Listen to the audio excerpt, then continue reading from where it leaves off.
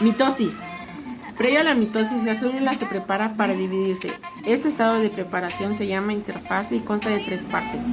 Fase G1, crecimiento celular con síntesis de proteína y de ARN. Fase 5, replicación y síntesis de ARN duplican la cromatina. Fase G2, crecimiento celular con síntesis de proteínas y de ARN. La cromatina comienza a condensarse. La mitosis se divide en 4 fases consecutivas. Profase, desintegración del nucleolo de la membrana nuclear. La cromatina se condensa llegándose a ver los cromosomas. En la célula animal, los centriolos viajan a los polos. Se forma el hiso mitótico. Metafase, la célula cambia su forma a ovalada. El hiso mitótico está conectado al centrómero de las cromosomas a través de los microtúbulos. Los cromosomas son alineados al ecuador de la célula. Anafase, separación de las cromátidas del cromosoma por el centrómero. Se reparte la información genética para ambos polos de la célula. Telefase, se forma una nueva membrana nuclear.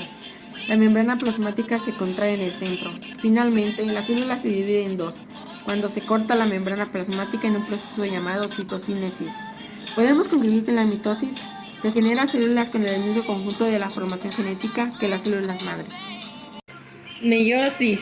Es un proceso de división celular que, a diferencia de la mitosis, se generan núcleos haploides a partir de núcleos diploides. La meiosis se divide en meiosis 1 y meiosis 2.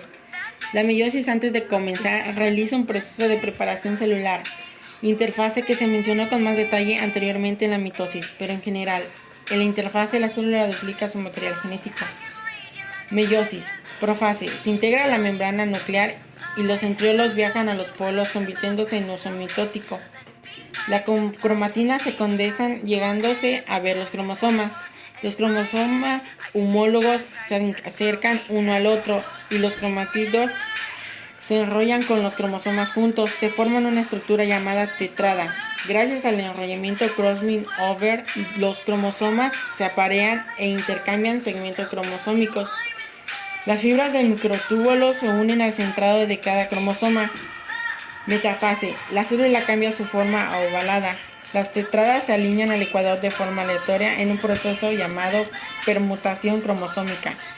Anafase. Los microtúbulos se contraen separando los cromosomas homólogos y llevándolos a los polos. Con las tetradas separadas, la membrana celular comienza a contraerse. Telofase.